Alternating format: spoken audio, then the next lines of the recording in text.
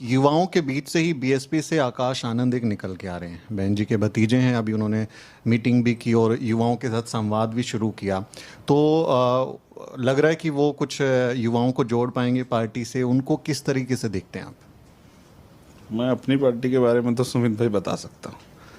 युवाओं के बीच बीच से कोई निकल के नहीं आ रहा है, अपने घर से निकल के आ रहा है और घर से ऑफिस तक आ रहा है। जब जाएंगे धरातल पे तो एहसास हो जाएगा। 45 डिग्री टेम्परेचर में जब आदमी ज़मीन को छूता है ना।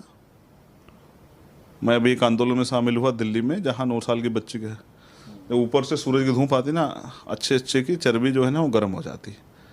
अभी आएंगे, अभी तो जो है ना विरासत की मिली राजनीति पे नेता हैं। अभी आएंगे ज़मीन पे, काम करेंगे तो पता लग जाएगा। काशीराम साहब कहते हैं आंदोलन से नेता पैदा होता है। बाबा साहब का एक सिद्धांत था कि अब राजा जो है वो रानी के पेट से तैयार नहीं होगा। अब तो दोबारा से उन्होंने सारे सिद्धांत बदल दिए हैं।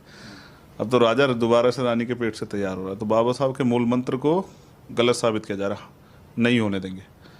उनको अपनी पार्टी काम करना चाहिए, मेरी मंगल कामना है उनके लिए।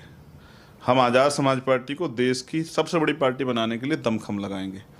युवाओं में लोकप्रियता इसलिए है कि हम लोग सड़क पे काम करते हैं, और मैं उस पार्टी का नेता हूँ जिस पार्टी के लोग रात में एक दिन में और या रात में एक टाइम भूखे सोते हैं, लेकिन स्वाभिमान को गिरवी नहीं रखते, बेचते नहीं हैं, ना दलित समाज के वोटों का सौदा करते हैं, और ना ही जब अन्याय अत्याचार होता है तो वो घर में सोते हैं, लड़ते हैं।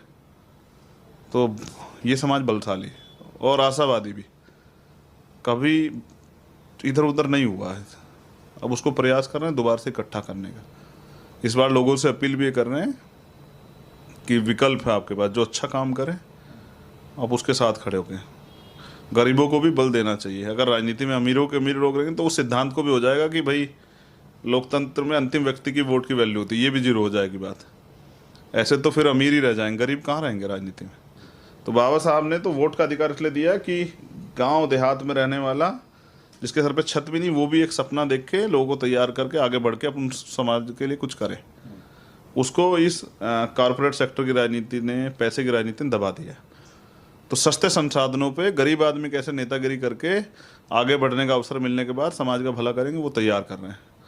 अभी तो आप देखें ना, कहते तो था कि 90% जो आय है, 90% जो पूंजी है उस पर 10% लोग काबिज हैं।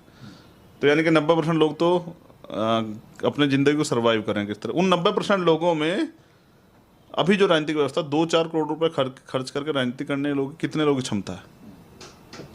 तो मैं समझता हूँ कि उन जो जिनमें काबिलियत है वो इस घनघोर बादल, पैसे के बादल के नीचे दब ना जाए, इसलिए बहुजन मूवमेंट को आगे बढ़ाना सिद्धांत के रूप में जरूरी है, करेंगे। जिससे कि कोई सीबीआई ईडी वाला, इनकम टैक्स वाला हमारे नेता गला पकड़ के उससे अपनी मर्जी जो है ना काम ना करवा ले। और समाज हित सर्वोपरि है।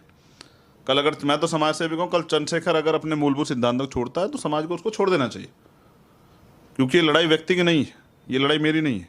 ये तो सदियों से आंदोलन चला आ रहा है। लड़ाई विचारधारा की, लड़ाई जो है अधिकारों की।